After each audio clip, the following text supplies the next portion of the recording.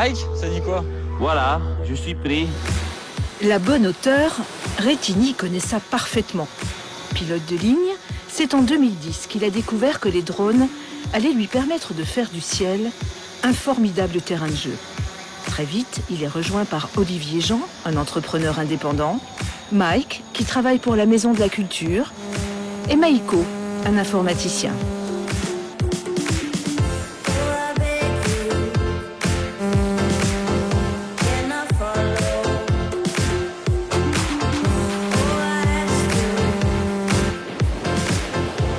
Alors, le but final, c'est de montrer justement des points de vue inaccessibles à l'œil, où il n'y a qu'un drone qui est capable d'aller le prendre.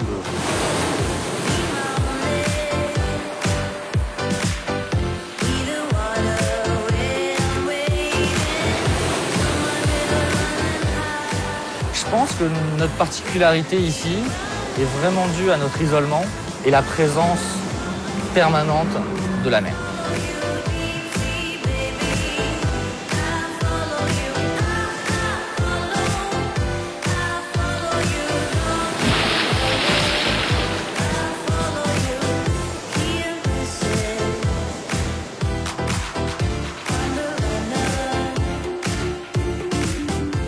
On voulait trouver un nom polynésien qui transcrive un peu ce que l'on faisait. Matal, les yeux, et Rai, le ciel. On capture les images vues du ciel. Nous sommes les yeux du ciel. Nous sommes Matarei.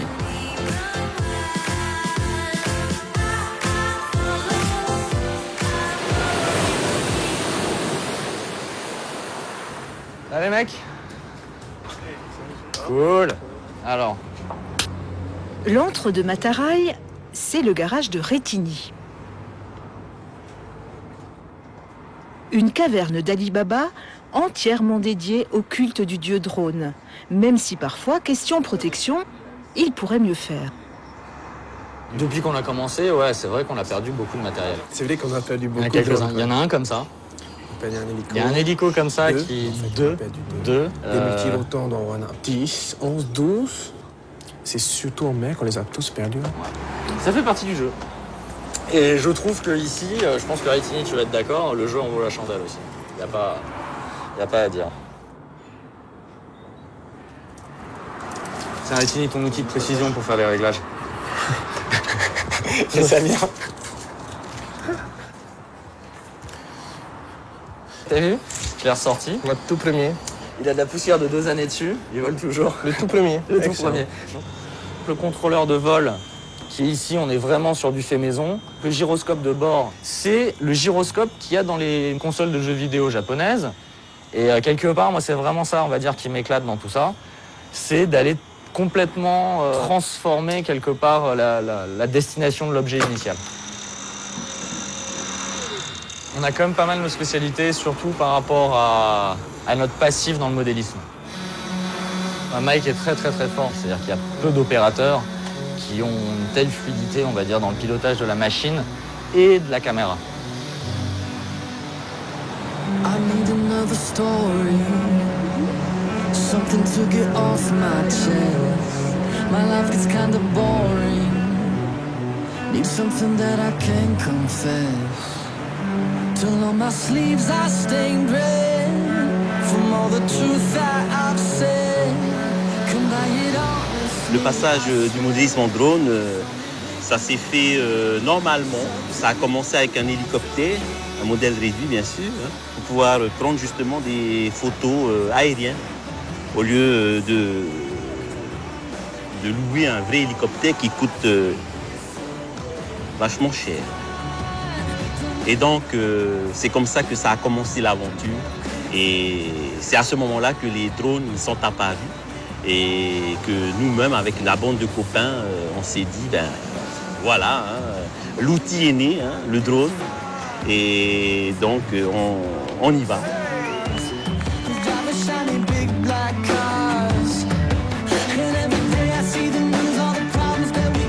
Un de mes rêves, c'est d'aller prendre un surfeur avec une grosse vague, voilà, et que je sois tout près de lui, à l'intérieur du tube, si c'est possible, hein, et de sortir avec lui. Et en même temps, je repars dans les airs tout en le filmant. Et là, c'est comme si c'était un oiseau en fait.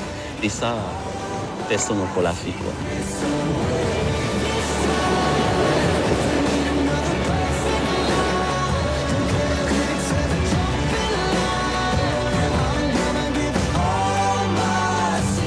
Au début, Retigny, Mike et le reste de la bande s'éclatent en faisant de belles images de la Polynésie.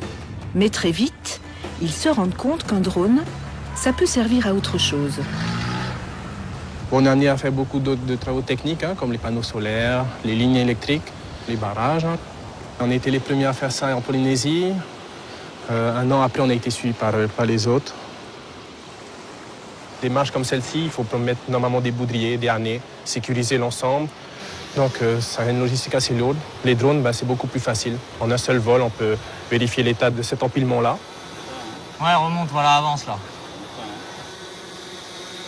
On est payé pour faire ce qu'on aime, donc c'est vraiment bien de pouvoir vivre de sa passion.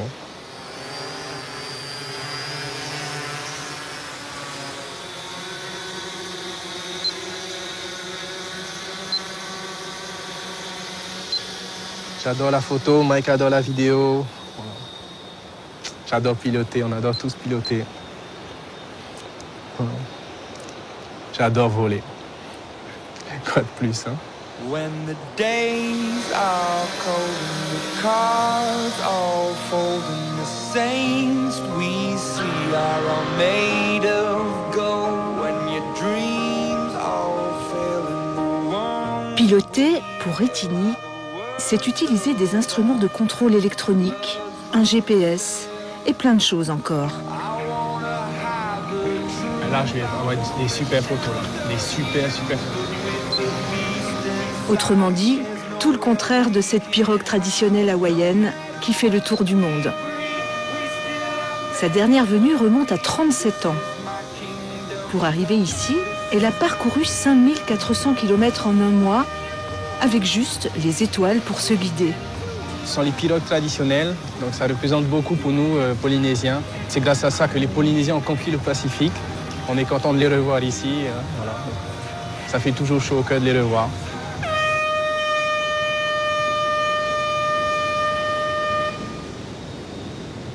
Donc comme on disait, ce sont de bien jolis bateaux.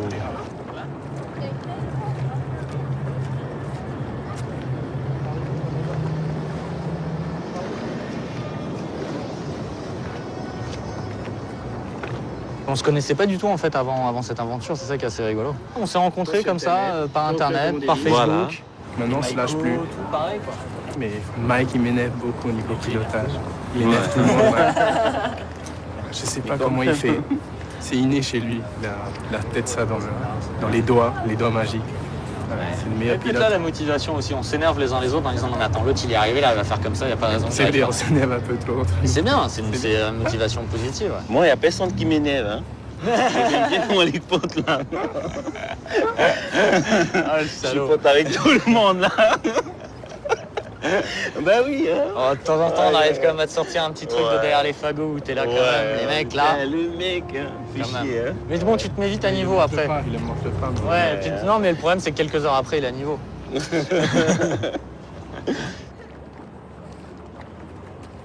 La Polynésie, c'est beau. Lorsqu'on est ici, on s'y habitue vite. Hein. On trouve que c'est normal de vivre là-dedans et tout. Et grâce au drone, j'ai réussi à redécouvrir mon pays parce qu'il y a des endroits que je n'avais jamais visités. Une image qui me tient beaucoup à cœur, c'est la montagne percée de Montréal. Je voudrais bien arriver à prendre une photo de ce trou qu'il y a dans la montagne. La légende raconte que ce trou a été percé par une lance lancée par un guerrier. Moi, je voudrais bien arriver à prendre une photo de ce trou-là. Voilà, c'est aussi une image dont je rêve d'avoir. Un rêve, il faut le réaliser. Retigny en est persuadé et il va tenter de l'exaucer. Car aujourd'hui, c'est décidé, il part à l'assaut de Mawaputa, la montagne percée, avec Mike et pour les filmer, leur copain Georges. C'est vrai que c'est un peu dangereux quand même.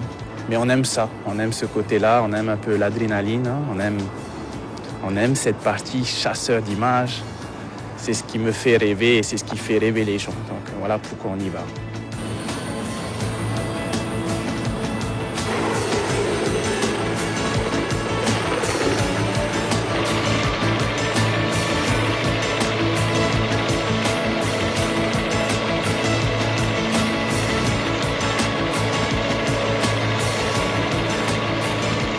La très grande difficulté, c'est le poids du matériel. C'est pour ça que l'on prend l'hélicoptère pour nous y amener.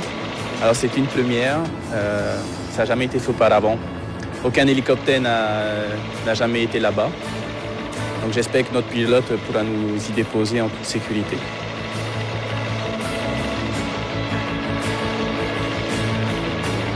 C'est vrai que là-haut, la plateforme n'est pas très grande. Dès qu'on sortira de l'hélicoptère, il faudra qu'on se sécurise. Et lorsque l'hélicoptère va redécoller, il faudra faire attention à ce que le souffle ne nous décroche pas de la montagne.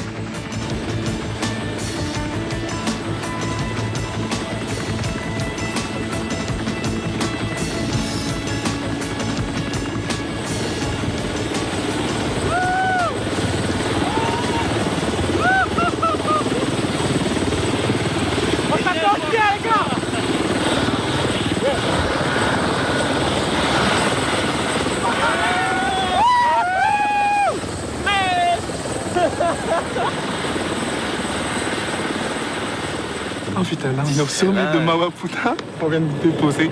L'hélicoptère a dû faire au moins 6 tours pour avoir un créneau, une fenêtre, pour pouvoir se poser entre les nuages. Entre les nuages.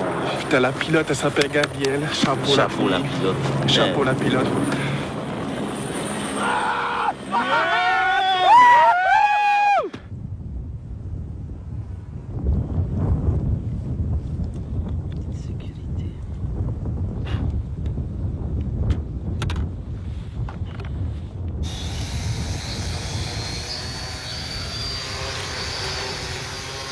J'ai un peu le vertige, tu vois.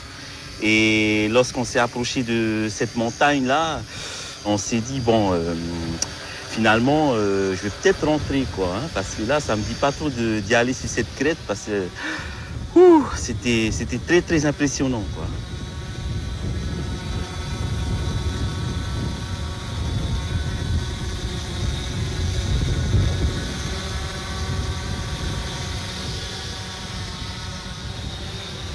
Pas trop de ce côté-là, il y a des nuages. Hein. Voilà, qui ne t'éloignent pas trop. Ok. C'est bon là? Là, tu es dans le rabatton, tu es descendu. Là, c'est calme, j'entends les hélices, ça s'est calmé. Je garde le visuel. Il est bon, hein?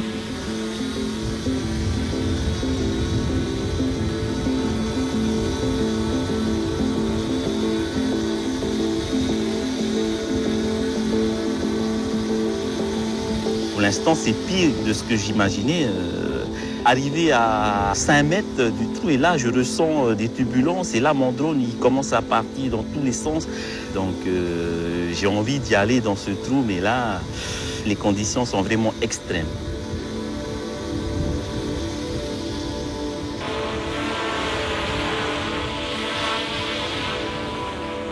Wow! J'ai plus rien à l'écran, là. J'ai perdu la transmission. Oh! Elle est tombée, hein? Pourquoi tu me fais ce coup-là? Fin du rêve pour Mike. On reste comme ça. Attends, hein? Il essaie quand même de récupérer son drone. Sans succès. En dessous de lui, 800 mètres de vide.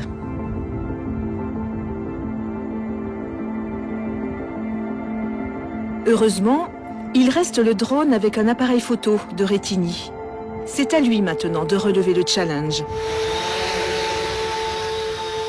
Rapporter des images jamais vues de la montagne percée.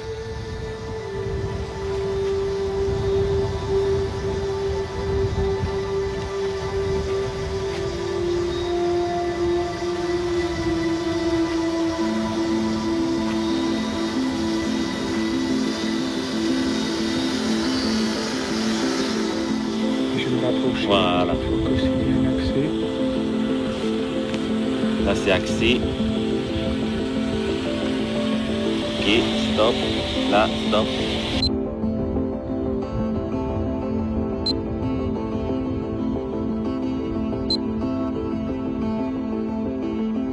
On est à 22 tours. Ok, je vais me poser Ok. dans tes bras.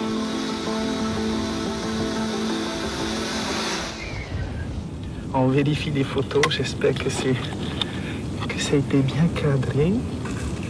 C'est dans la boîte. J'ai les photos du trou. Super. Super. content, j'ai eu beaucoup de chance. J'ai eu les hommes que je voulais, super.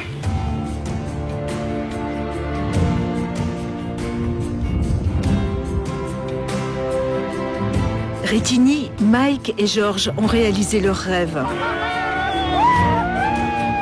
Mais ce n'est pas une fin. Leurs doigts frétillent déjà sur la télécommande de leur prochain projet.